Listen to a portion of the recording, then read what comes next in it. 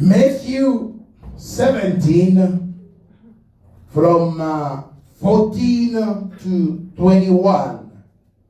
Matthew 17, 14 to 21. I would like us to read it from New King James Version.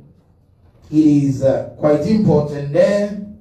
And the same account can be found in Mark chapter 9, verse 14 to 29, and Luke 19, 37 to 42.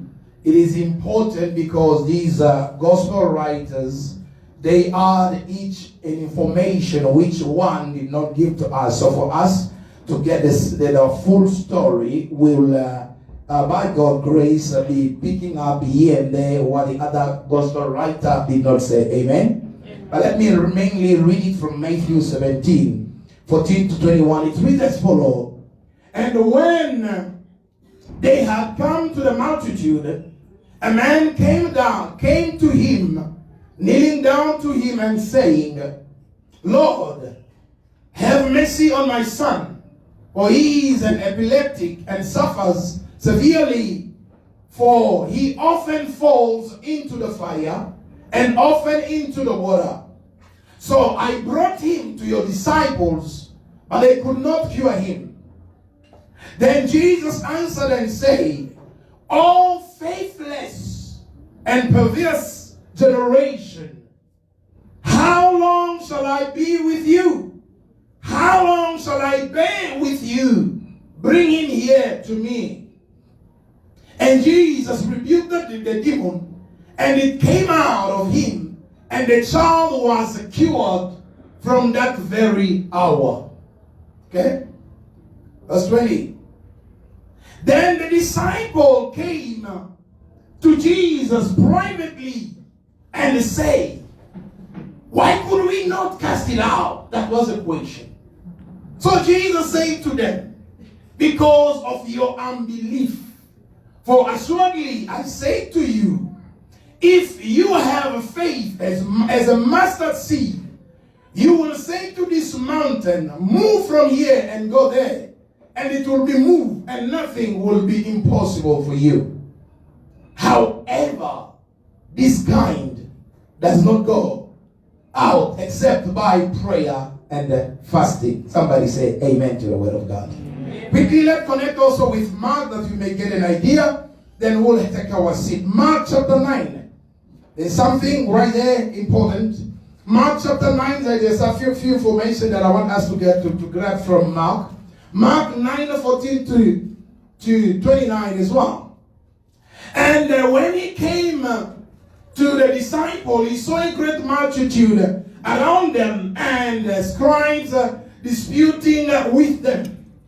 Immediately when they saw him, all the people were greatly amazed and running to him, greeted him. And he asked the scribe, what are you discussing with them? Then one of the crowd answered and said, Teacher, I brought you my son who has a mute spirit. And wherever it sees him, it throws him down. He foams at the mouth, gnashes his teeth, and becomes rigid. So I spoke to your disciples that they should cast it out, but they could not. He answered him and said, O faithless generation, how long shall I be with you? How long shall I bear with you? Bring him to me. Then they brought him to him. And when he saw him, immediately the spirit convulsed him, and he fell on the ground and wallowed, foaming at the mouth. So he asked his father, how long has this been happening to him? And he said, from childhood. And often he has thrown him both into the fire and into the waters to destroy him. But if you can do anything, have compassion on us and help us. Jesus said to him, if you can believe, all things are possible to him who believes. Immediately the father of the child cried out and said with tears, Lord, I I believe, help, however, my unbelief. When Jesus saw that the people came running together, he rebuked the unclean spirit, saying to him to eat death and damn the spirit. I command you, come out of him and enter him no more. Then the spirit cried out, convulsed him greatly, and came out of him, and he became as one dead.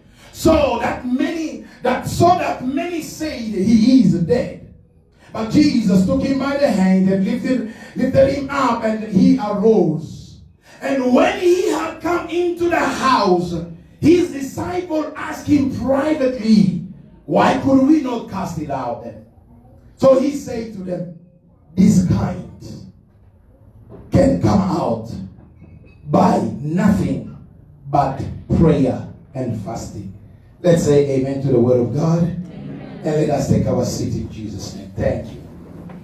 Glory to the living God. What a text we have before us this morning. It is a text that we prayed on Wednesday. But the Lord has just strongly laid it again in my heart that I may bring it back, as that we may dig deep and bring more on this text to help us pray. I really need your attention as we'll be trying this morning to ask the question that was asked to Jesus by his disciple.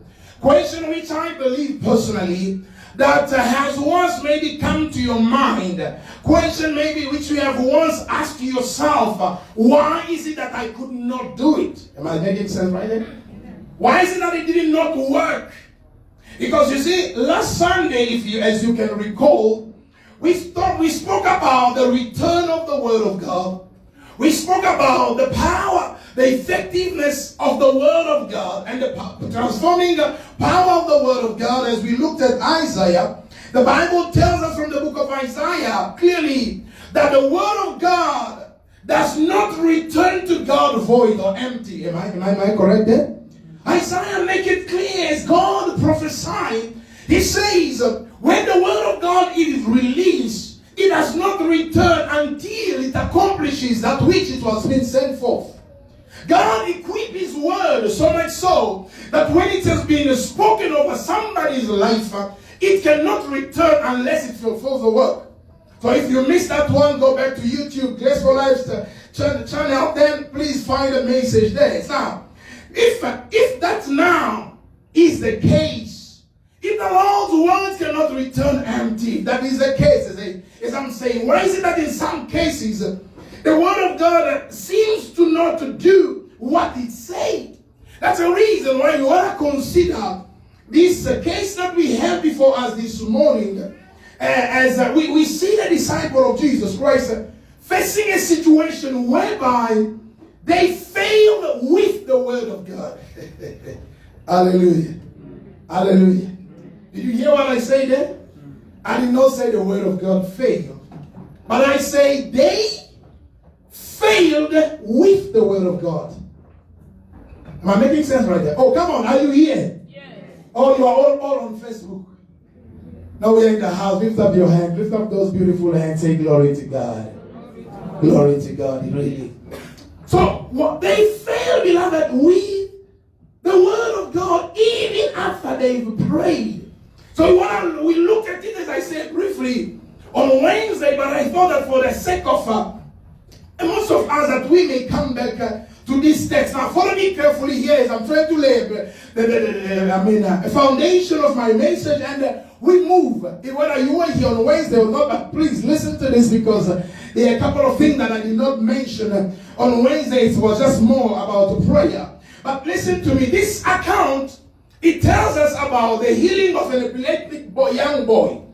This boy was sick, and through the text, write this down. As we're going, I will be making statements just to bring you into the text, to bring clarity into the text as we go along.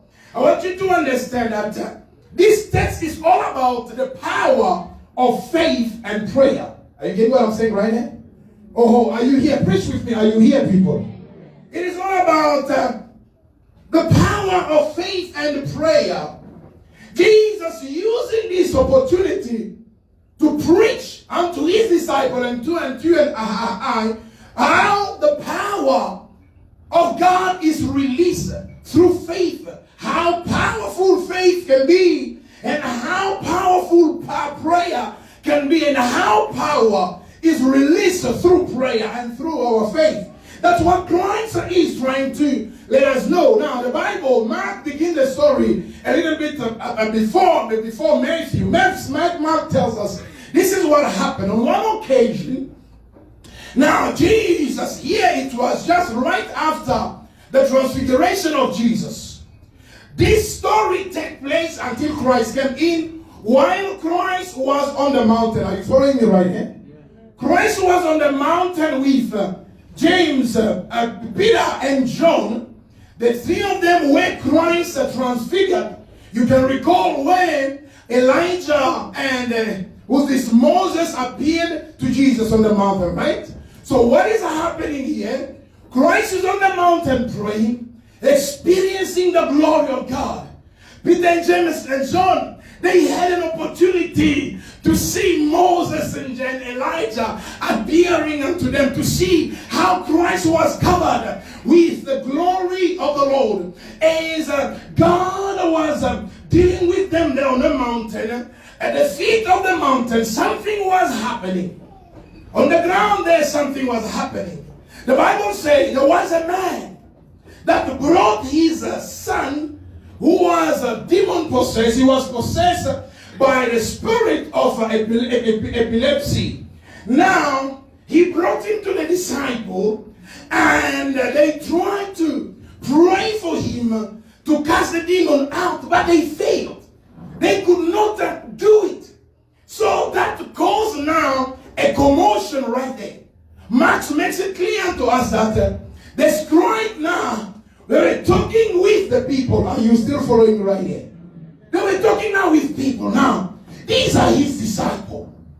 These are his disciples. He gave them power. They had power to kill our demons. And now here they are. They failed to do it. It looks like himself, Christ, knew that this will happen. That's why he ran away. Are you getting what I'm saying right here? He has left them to deal with this issue. Now there was a noise going on. Now, no matter what is going on, why is it that they cannot do it? And there was noise among them. Until now, Christ came down and he found that happening. How people were discussing, and he asked them. He went straight to the scribe because he knew them to be the master of the laws and things like that. He went to them and said, what's going on here?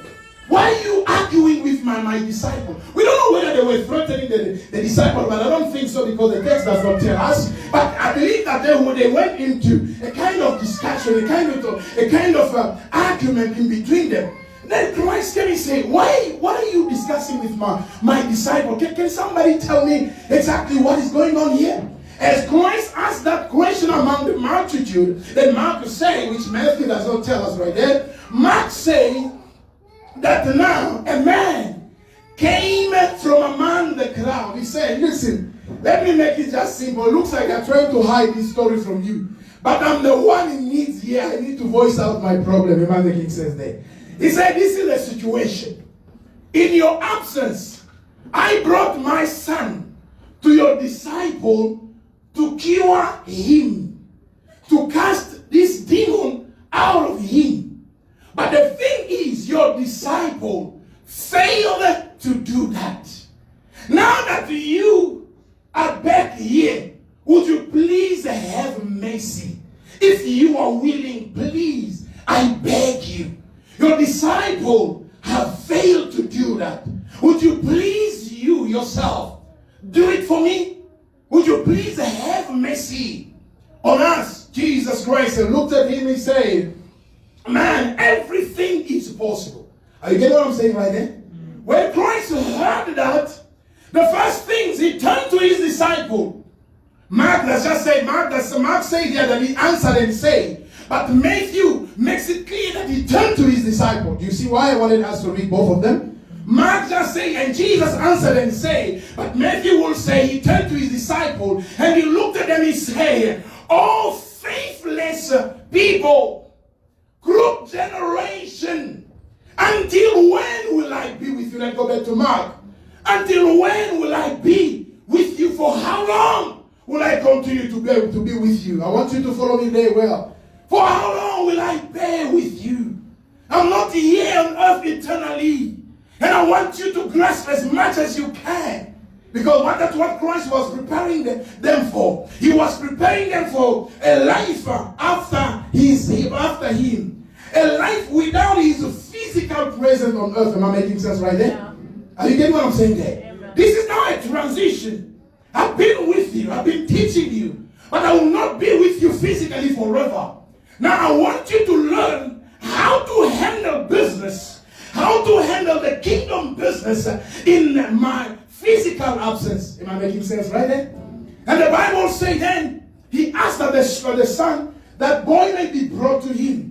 And the Bible says when the evil spirit saw Jesus Christ, immediately he caused that child to start convulsing. The spirit came into manifestation. Hallelujah, people of God. That's why, beloved, we say a true child of God cannot be demon possessed. Hallelujah, people of God. If this body is the temple of the Holy Spirit, and the Lord has enlightened his temple, no demon can dwell in me.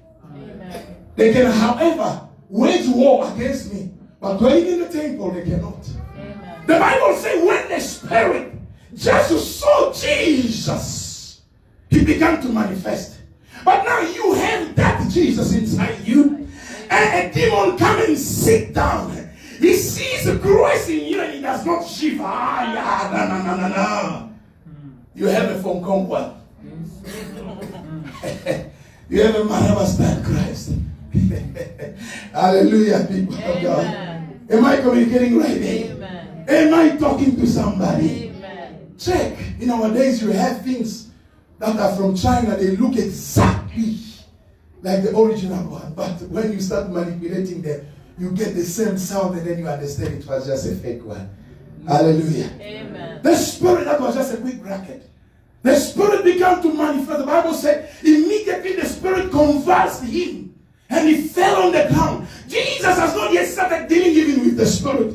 But the fire, the power, the anointing in Christ began already to deal with the demon spirit. Am I talking to somebody right now? Yes. The power in Christ. Beloved, you know when you dwell long in the presence of God, you become loaded. So much so that you get to a certain place. The presence of God that goes ahead of you begin to make way for you. Jesus. Hallelujah. Amen. There are places where I went to. You have not yet said a word. Somebody just looked at you and they say, are you a pastor? And you ask, I haven't said a word. How do you pick that up? The presence of God. You see, when Peter was the night that he betrayed Christ, the Bible said there were many in the high priest court. There were so many of them. Such a huge crowd. And they lit up the fire because it was cold at night. And all of them, they were warming up. All of a sudden, a young lady came. As all of them, they were cold. They were warming up. A young lady came and looked at Peter. He looked at the faces of all that they were there. But he singled out something different in Peter. He said, you also, you were with him. Mother, we are many here. The power of God makes a difference. Amen. Somebody say, Father, in the name of Jesus, fill me up with your presence, that it may make a difference in my life. In Jesus' name. He said, you also. You cannot deny it. We can say, we can tell from the way you sound, from the way you look, there is something in you that I don't see in others. The Bible said that spirit convulsed him. And Jesus, Mark said, Jesus in turn, he asked the father of the son, of the boy, he said, for how long has he been in this condition? He said, he has been in this situation since his childhood, since he was a young child. I cannot tell you. That means, in simple terms, what he's saying, it has been happening for such a long time. It's not a today thing. I cannot even recall for how long it has been there. But one thing for sure, it has been there for such a long time. I don't know if somebody's getting what I'm saying there. Somebody say this with me because I know we'll come back to that. It has been there for a long time. It has been there for a long time. Say it again. It has been there for a long time. Those of you on Facebook, on YouTube, type it under that comment section. It has been there for a long time because I will answer that. He's saying it has been there for a long time. And the Bible said Jesus Christ turned that mark, putting it onto us, telling it us. He said Jesus returned to turn to him and he said, "You dumb." Now, can you give me an next verse? You, Jesus, as Jesus began to rebuke him. Now, go on, give me the next verse. He said, Jesus turned to him, as Jesus Christ is casting out the demon, and he said, "You dumb spirit, I command you, walk out of him, get out of him." Are you getting what I'm saying there? When Jesus saw that the people came running together, he rebuked the unclean spirit, saying to eat death and dumb spirit, I command you out of him and enter him no more. Am I making sense right there? I command you out of him and enter him no more. So we understand that he has a deaf and dumb spirit, and he had the spirit of epilepsy. Are we getting what we're trying to say right there? Now Jesus rebuked the spirit, and the Bible said immediately in that very hour, the spirit left him and the boy was okay. After a while, they left. And Mark said they went to a house. When they got there, the disciples were troubled in their spirit. How many disciples, by the way? 9, right? Because remember, James, Peter, and John, they were on the mountain. They never saw that. They were enjoying the glory of God on the mountain. And when they came down, they heard about the story. Now, the 9 remaining ones, they were troubled in their spirit. They were troubled in their spirit. Matthew 17, verse 19. Say, they could not control their peace. They could not hold their peace. They say, no. We cannot let go of these things. What an humiliation have we faced today before the public? Remember, Mark said there was a crowd, huh? Or are you with me right here? Yes. I want you to understand the story here. Mark said there was a crowd. So they did not fail privately. They failed publicly. What a shame. What an embarrassment. What an embarrassment. Every night, every morning, you bother people in your house with your prayer. Now, one day there is a situation, they come to you. We always hear you praying as a child of God. Now there is a situation here. You bring your God and solve the problem, and you fail. The next day, you will not pray. Hallelujah. Am I making sense there? If you are not courageous enough, the next day you will not pray. The moment you want to open your mouth, your mother or your husband or whoever next to you say, mother, just keep quiet, let us sleep.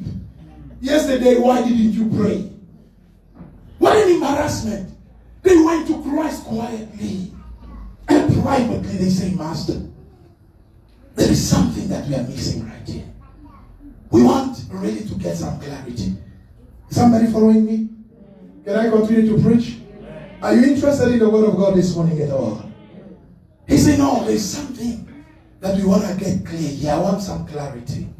Beloved, a quick bracket that I'm opening and closing.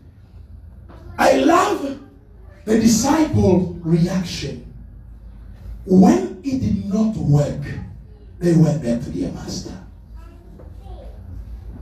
They did not try stubbornly to do whatever, but they went first back to the master. They wanted to know what were the reason behind, what were the causes behind their failure. Beloved, those who knows their God, whenever something goes wrong, they don't run to man, they run back to God. Amen. Do I have a church this morning right here? Amen. They don't choose, first of all, to blame others. They don't rush into pointing fingers to other people, but they will go first to their master. Tell us, is it because of us or is it because of something that we are missing? The church today, people of God today, we are quick in blaming demons. We are quick in blaming our ancestors that all led in your family. Because sometimes in Africa we associate old age with witchcraft. When you were young, you were okay. But the older you become, you have a tendency of becoming witch. They don't understand why is it that everybody's dying, but this one is not dying. It's a witch, is the one that is bewitching us. But they did not do that. They did not blame their grandmother or grandfather or uncle or whoever. They went first to the master. They say, Christ, please help us here. Why is it that we have failed? We tried. It did not work. But why is it that we did not get it this time around? Beloved, you know what was also a problem made it difficult for the disciples is that, are you following? Are you still with me right here? Yes. The point is, this was not the first time that they're trying to cast out demons. Are you with me right here? This was not the first time. When you go into the book of Matthew chapter 10, quickly go back. Matthew chapter 10 verse 1. Everybody, let's quickly turn there. Matthew 10 verse 1. What does it say? And when he had called his 12 disciples to him, he gave them power over unclean spirit to cast them out, to heal all kind of sickness and all kind of disease. Somebody say amen. Amen. You see, when he called his disciple, what did he do? He gave them a power. Are we together right there? The power, the authority, the ability to cast out the demons. They were given power. Somebody said they were given power. Now, take me to Mark chapter 7 verse 6. Mark chapter 7 verse 6. Quickly, please. Mark 7 verse 6. Read as follows. He answered and he said to them, well, did Isaiah prophesy of you? Hypocrite, as is written, these people honor me with their lips, but their heart is far from me. Now give me verse 13. Is that Mark chapter 13? 13. Then you no longer let him do anything for 13. Is that Mark 7?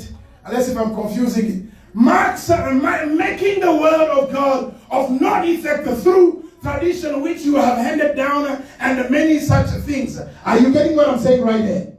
So they were given power. They were commissioned to do the work of God. In the text that I've read, if you read some verses out there, you will see that the disciples, after they were sent out, they did perform miracles. They did cast out demons. It worked for them. But what they could not understand, this time around, it did not work. You gave us power. We tried that power before, it worked. Are you with me right there? We tried that power before, it worked. But the point is, why is it that this time around, it did not work? That's what we don't get. Is it that you have withdrawn your power from us? Is it that we are missing something?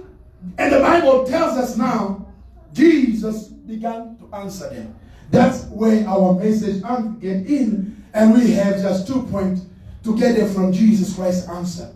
As we are talking about the power of prayer and faith, considering the case of what Christ said, but this kind does not go except by fasting and then prayer.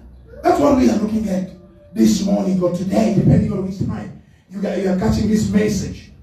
Jesus Christ began to answer them.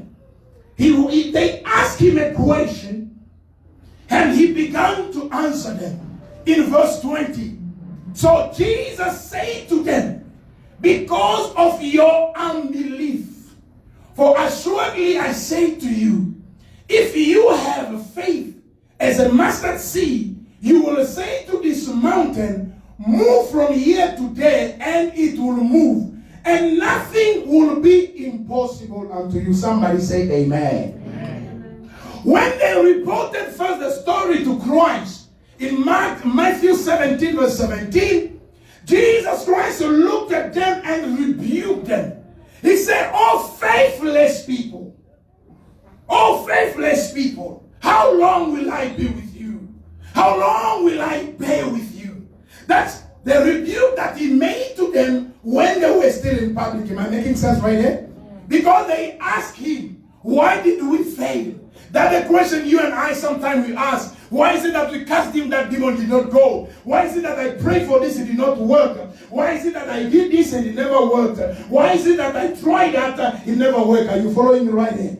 That's a question that we often ask. The word of God is so powerful, but I realized it did not work. I said it over that demon, the demon did not go. Mother, I want to understand, why is it that it did not work? But once upon a time, I tried it, it worked. Now I'm trying it, it is not working. Has God changed, or has his word become powerless? So when the issue was brought to Christ, the first thing that he did, he rebuked his disciples. He said, "Oh, faithless people." In the original the tradition, he said, "Oh, you of little faith." Hallelujah. Amen. And it tells them the first reason why you have failed is because of your unbelief. Somebody say unbelief. Unbelief. He told them that your failure, I'm giving you reason why sometimes you fail. I'm giving you reason why sometimes your faith does not work. Listen to me carefully. I'm giving you a reason why sometimes your prayer, you don't get result out of your prayer. Why sometimes you try certain things they don't work. He say, first thing is because of your unbelief. Or in a simple term, it's because of your little faith. They were not unbelievers, they had faith in Christ, but they had little faith. Somebody say little faith. Little faith. Somebody say it again, little faith. Little faith. Hallelujah, people of God. Amen.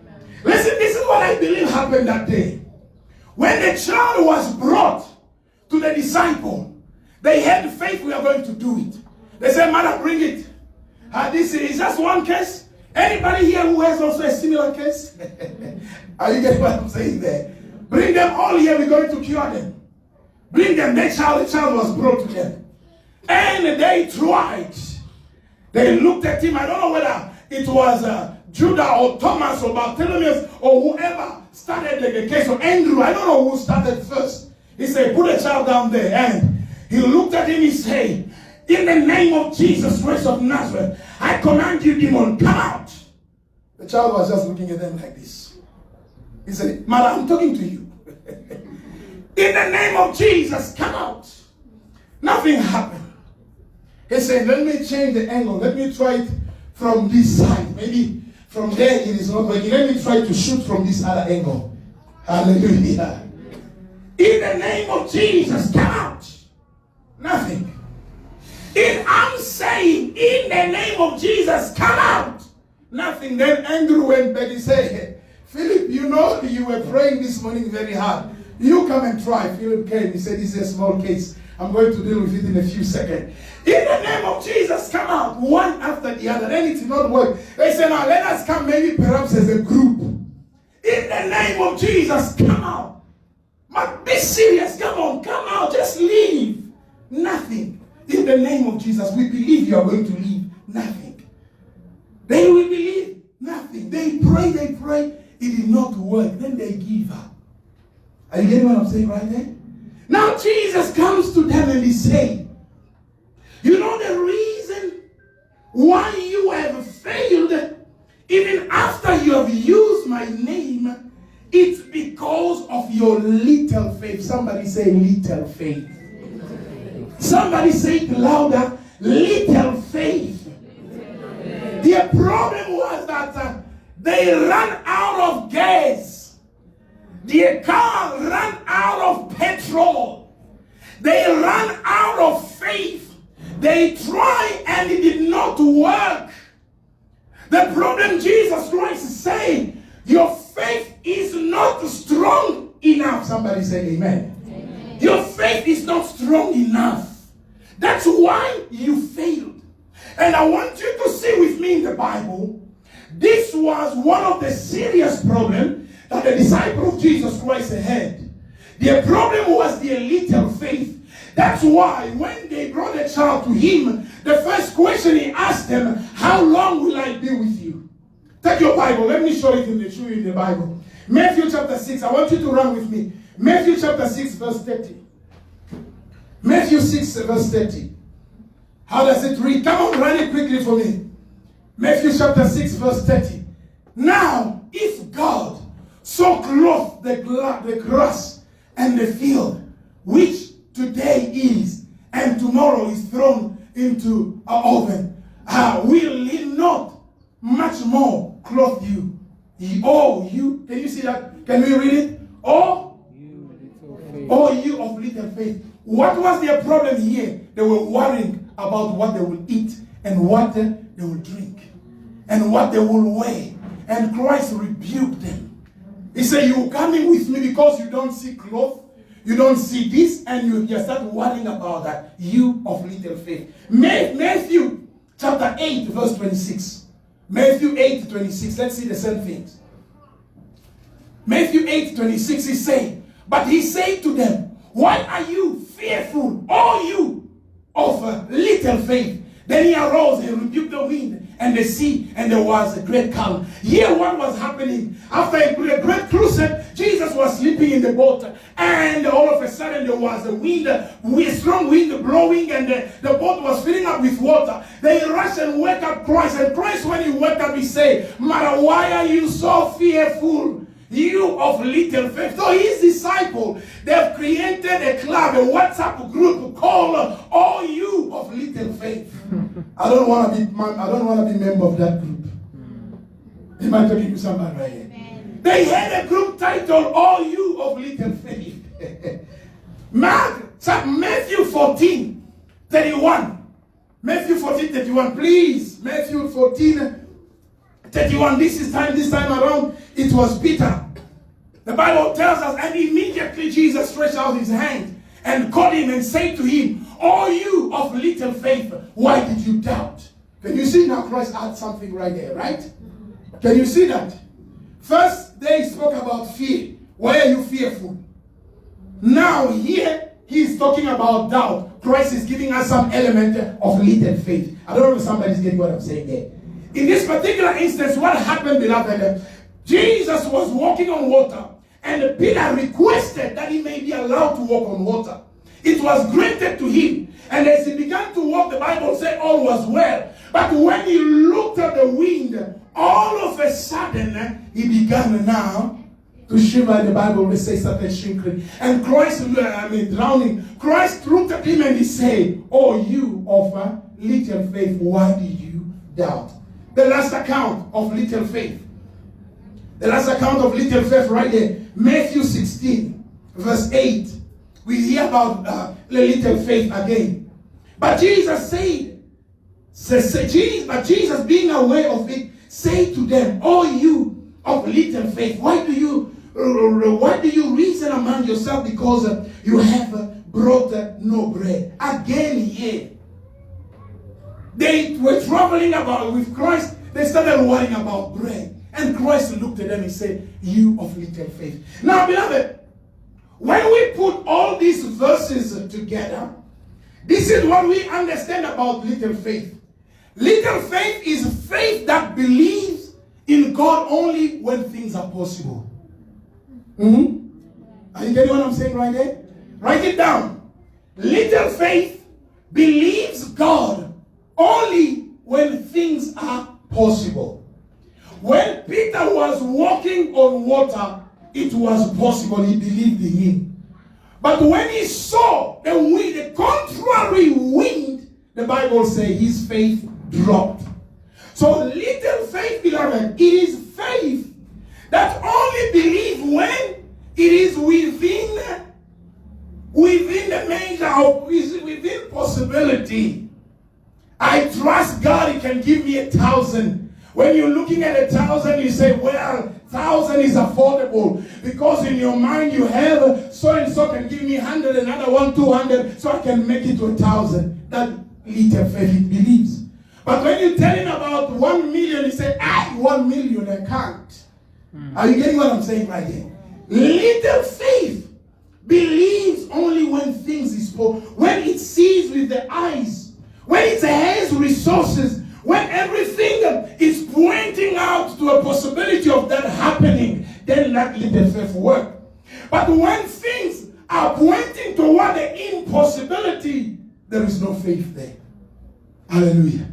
Beloved, little faith will not carry you far in your Christian life. Little faith will not allow you to see great things happening in your life. Little faith is a reason why sometimes we pray and things do not happen. Hallelujah. Are you with me right here? Are you with me? Let's go back to Matthew day where we were 17 verse 20. What does Christ say here? What does Christ say? Because he's giving them a reason. First reason is your little faith. And I want to explain to you that concept of little faith.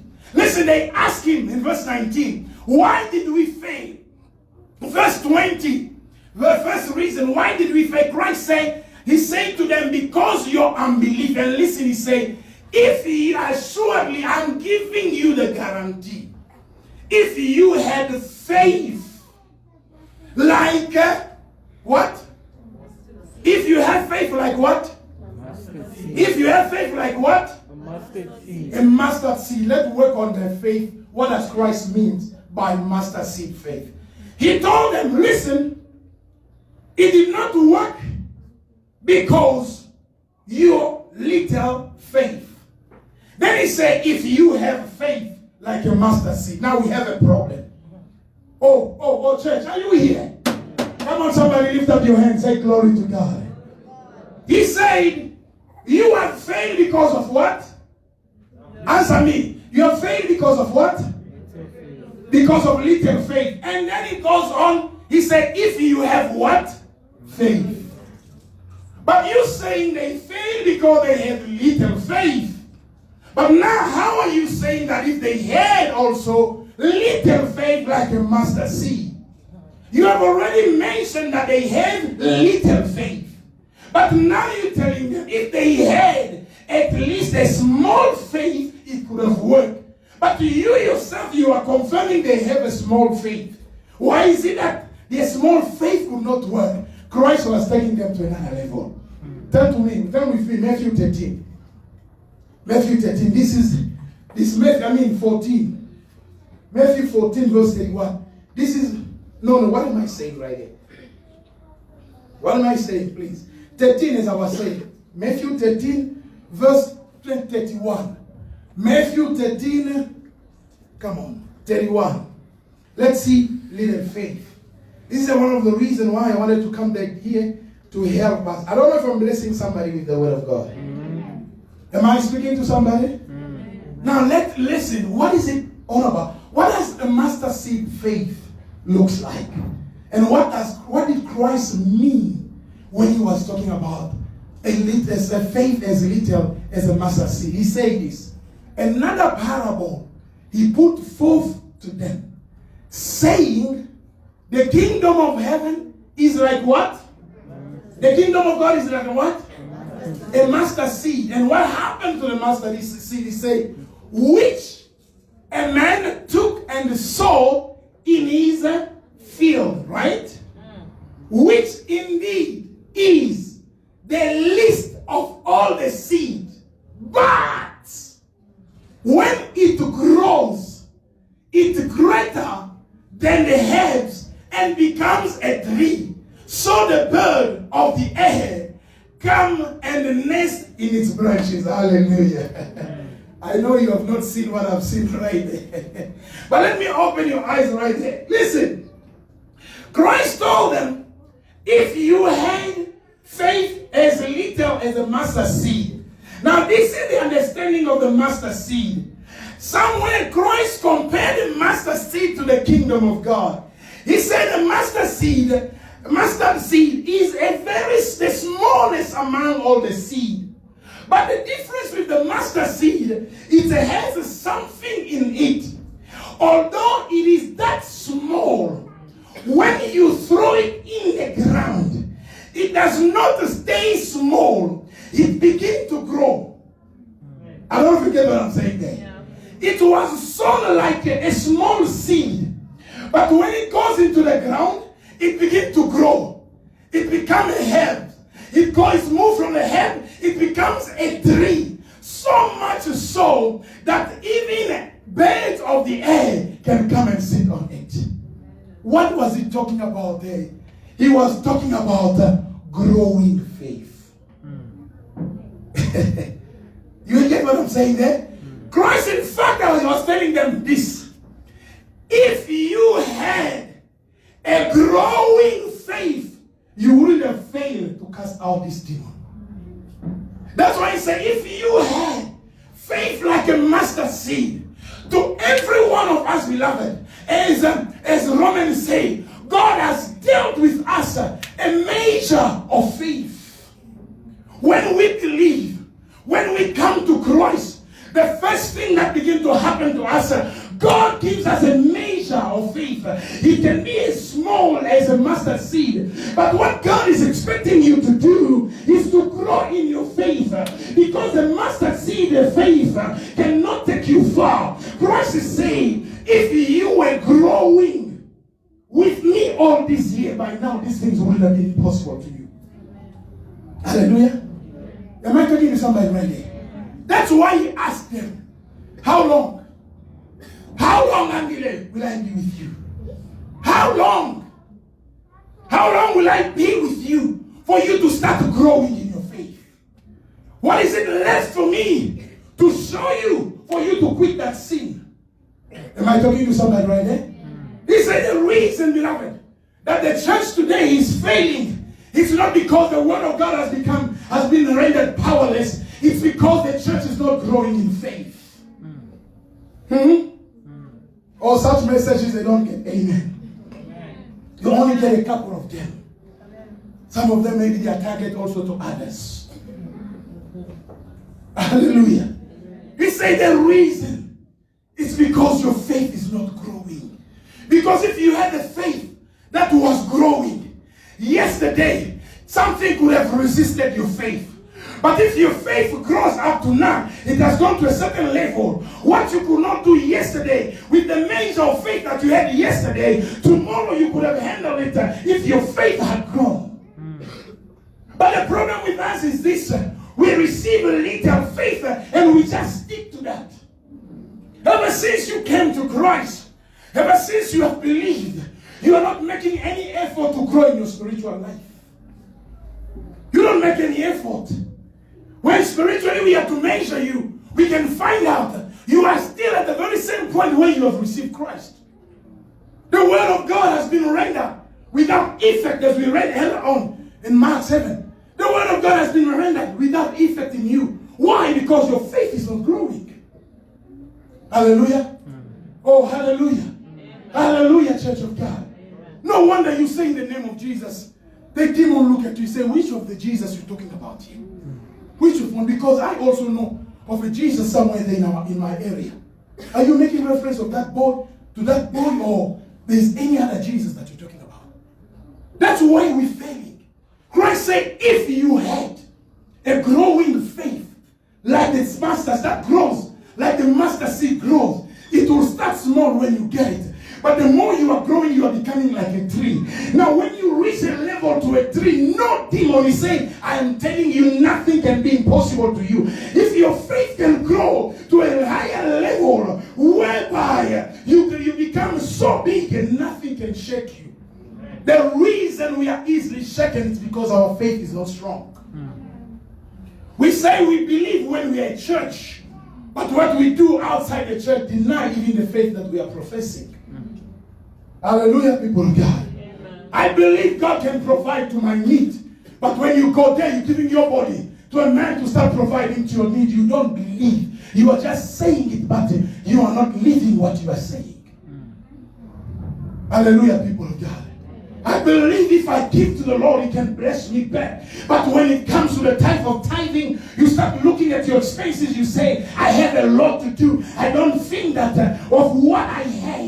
If I take my tithe, I will run short of it. But the man of faith does not look at what he will run short of it, but he believes in the provision of God. Though I do not have anybody that has given me a promise of doing 1, 2, 3, 4, 5, but I'm going to release my seed in the faith that God is going to provide. Am I talking to somebody right there? Am I communicating with somebody right here? He's saying your problem is your faith is not growing. Christ saw some sign. Maybe if I can say, Some sign of frustration right there. He said, how long, guys? How long? Some of you until now, at night you are afraid of cockroaches.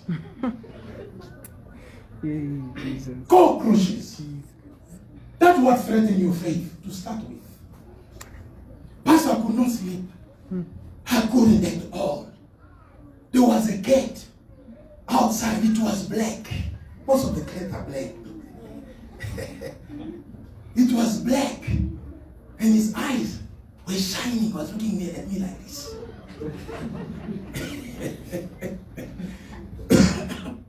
Sorry. Hallelujah. Oh, are you connecting with what I'm saying? Pastor, I'm telling you, you needed to see that gate. I think that was the devil himself. Oh! Beloved, listen. Do you know that the devil is not omnipresent, right? He cannot be everywhere at the same time. He can only be in one place at the same time. But our God is omnipresent. He's here with us. He's in Australia. He's in Shoshanguve. He's in Paris, in Sydney. He's everywhere at the same time. But the devil cannot do that. That means he knows. He does not enter in small matters. For he himself to show up, it must be a serious case. I don't know if I'm talking to somebody.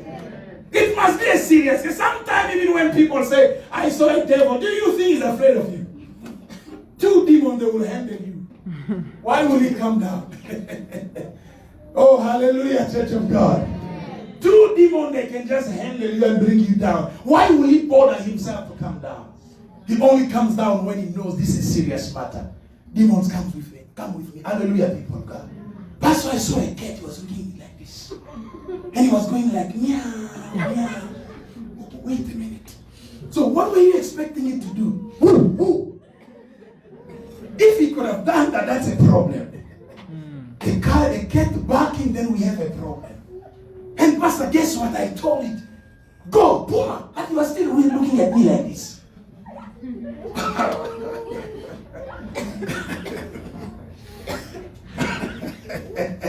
Hallelujah.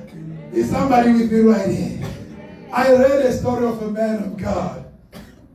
He said he was one day sleeping and then he heard a noise in his house. And he got out of his blanket. He saw that it was the devil disturbing him. He just looked at it and said, oh, it's you. I thought that it was something else. And then he covered himself. Hallelujah. Pastor, we prayed the whole night. What are you chasing? Cat? Mouse? Just that. I don't know if I'm talking to somebody. Little faith. He said if you have faith, you don't have to move it. You just look at it, you say, you mountain, be thou removed. Christ gave the reason, beloved, for us to finish. First reason, our faith needs to grow. That's why we are not experiencing the hands of God into a higher level. You know why?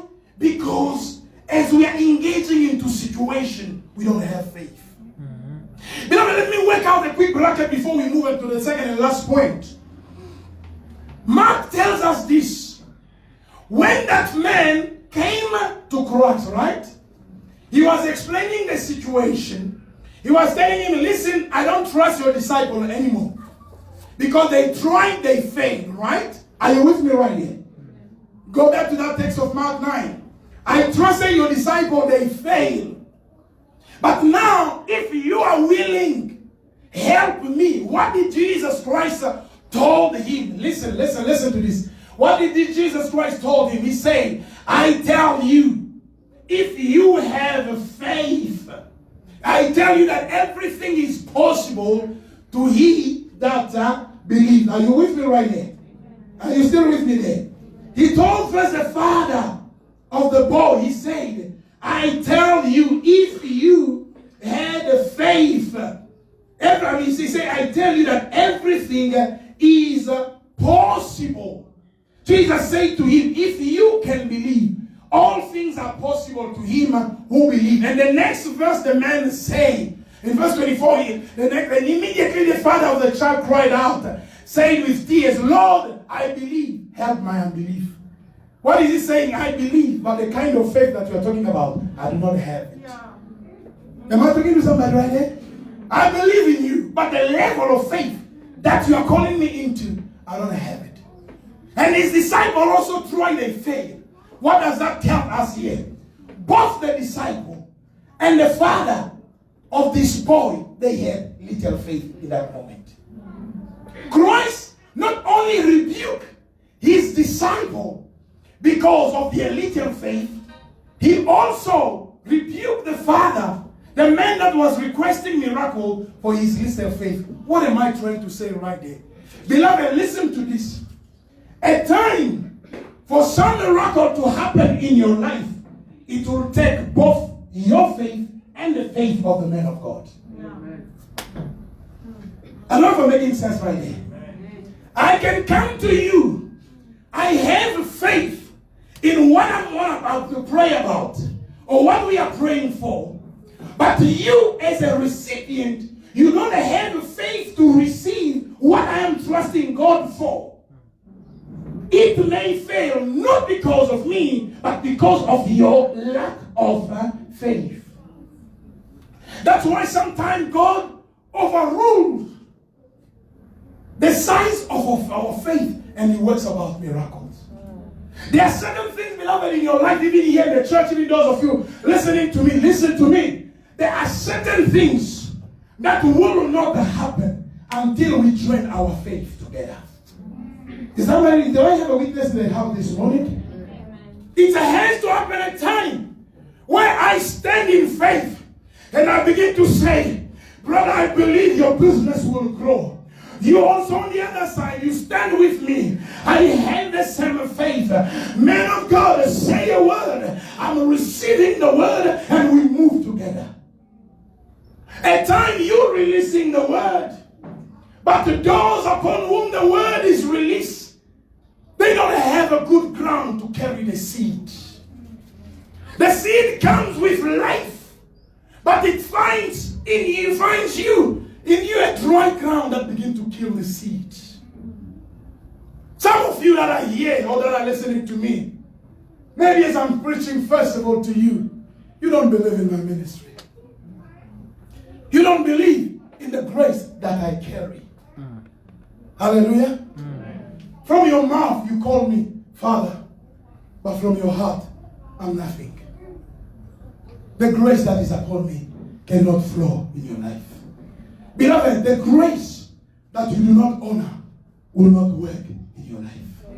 Christ said these people honor me only with their lips, but their heart are far away from me. For certain things to happen even in the church, God wants us to join our spiritual hands in faith. Church, are you with me? Oh, is somebody still with me right there? Am I talking to somebody? He says certain things, beloved. Your faith plus my faith, we put it together, we stand on one thing and it works. I'm bringing strength, you're pulling me down. I'm standing in the praying prayer for you, but you're pulling me down. I'm bringing the word to you, pointing you to the direction that you take.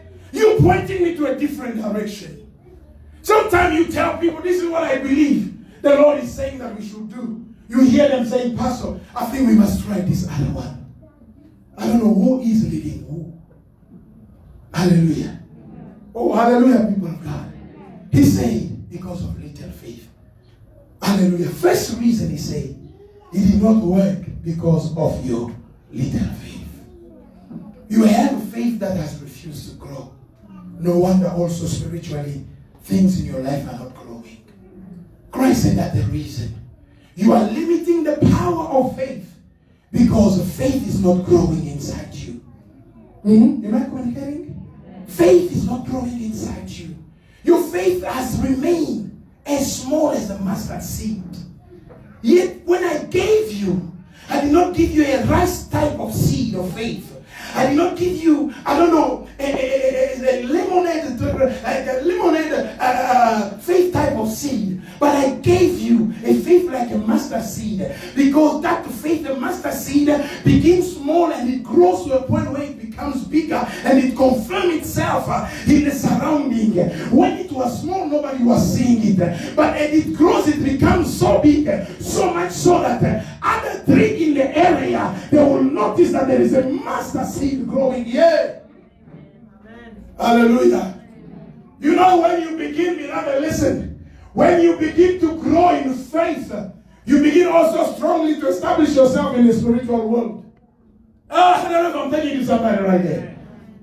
When you begin, beloved, to grow in your faith, you are establishing yourself strongly in the spiritual world.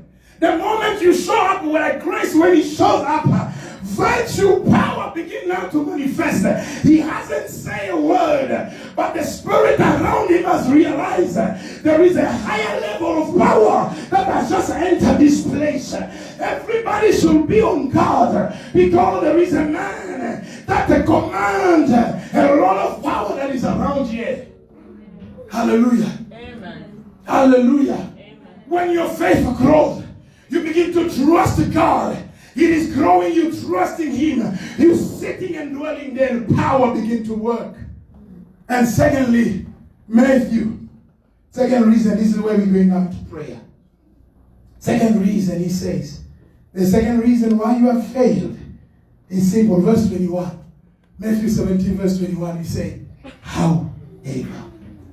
Somebody say, however. This kind does not go out except by prayer and fasting. The first reason why you fail is because your faith is not growing. You will find out that every time that Christ rebuked them for their little faith, he was there with them to bail them out. But on this particular occasion, he was far away from them and they faced embarrassment. Hallelujah. Beloved, there are times God can bail you out, but God is expecting you to grow to the point whereby you begin to walk with him. Hallelujah. I've been bailing you out, but now I'm calling you to a higher level of faith where you can command things even in my absence physically and it begin to work. And he said, however, that kind, the situation that you face does not just go out by a simple mention of the name of Christ. It goes out through persistent prayer. Somebody say persistent prayer. The second reason why they failed, they were not persistent in their prayer. Are you with me right now? They were not persistent in their prayer. They say, in the name of Jesus, come out. Didn't go. Come out. Didn't go. Come out. Didn't go. Then come out then. You understand what I'm saying there? They started, come out. Come out. Come out. Come out. Come out. Then come out. Come out. Then they looked at each other. They say, maybe it didn't work because there is a problem. That's what Christ is fixing on the mountain. If it's in our day, they would say, maybe there is a network problem. Surely there is a network problem. That's why the message is not going through. No wonder Christ has gone on the mountain to fix up things with God. Christ said, it's because of persistent prayer. He said that the kind that you are facing needed persistent prayer. Beloved, what Christ was teaching them and what Christ is teaching us here today, there are certain things in Christian life, they don't just go at once when you pray. That's why Christ asked that man. You remember I told you? He asked them, he said, how long has this situation been? He said, since its infancy. Christ understood that these demons are already rooted in him. Am I talking? Am I talking to somebody right now?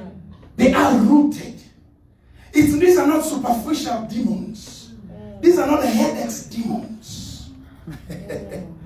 I don't know if I'm making sense right there. These are not itching demons. These are demons that have taken place in him since his infancy, since his childhood. That means they have taken control. The man is fully under the authority, the dominion of the devil. Then you cannot kick him out at once. When you give him the first bullet, it doesn't go. Keep on shooting.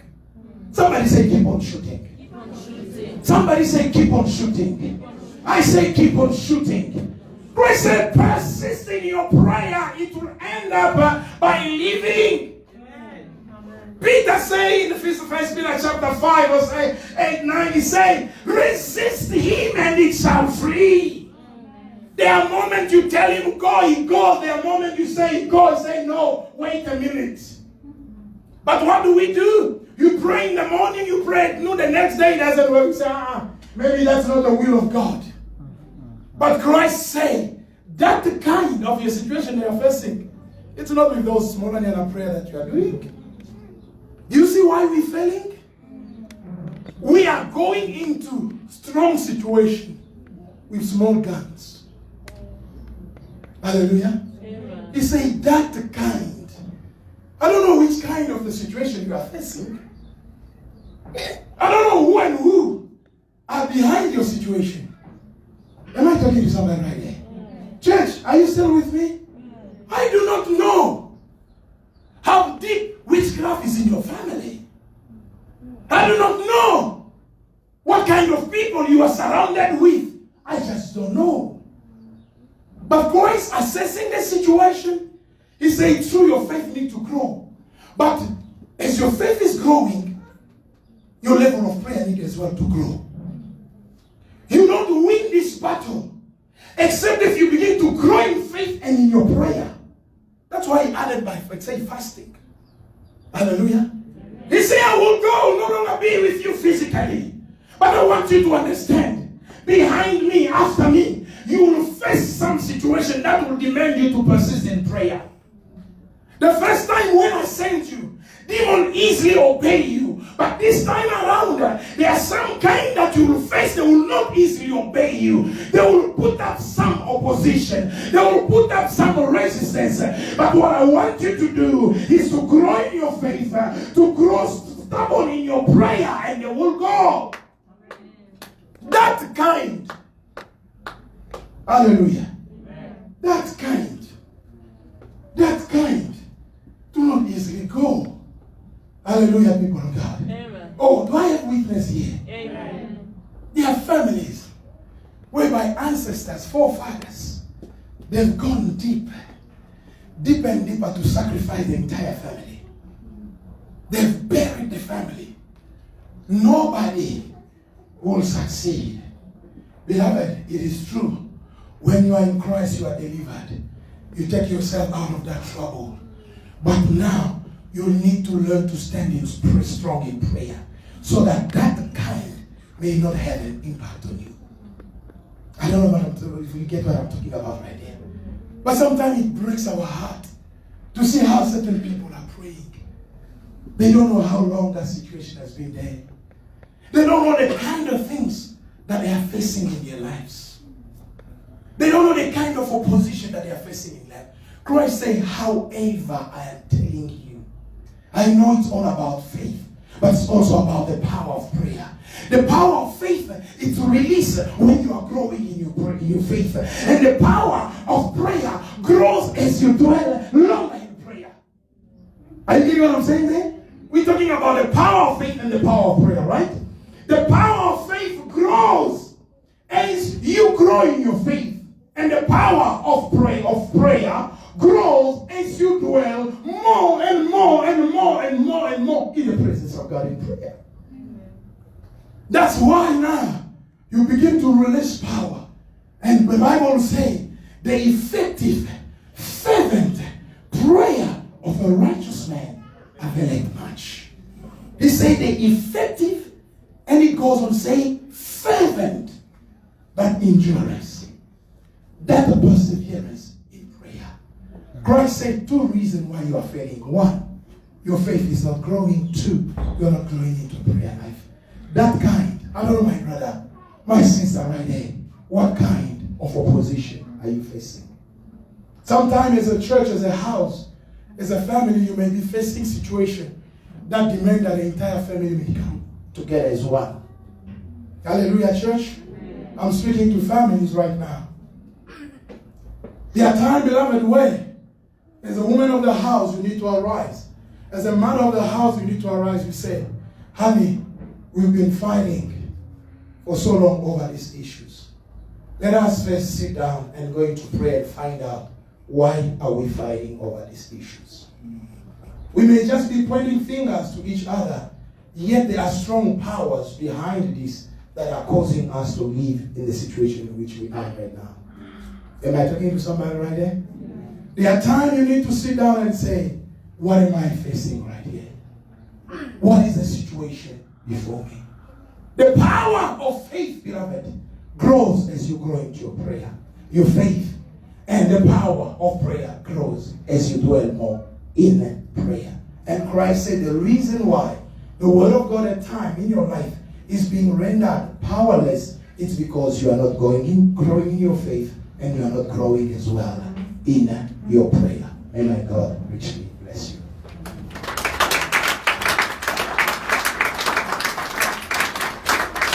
Let us stand on our feet.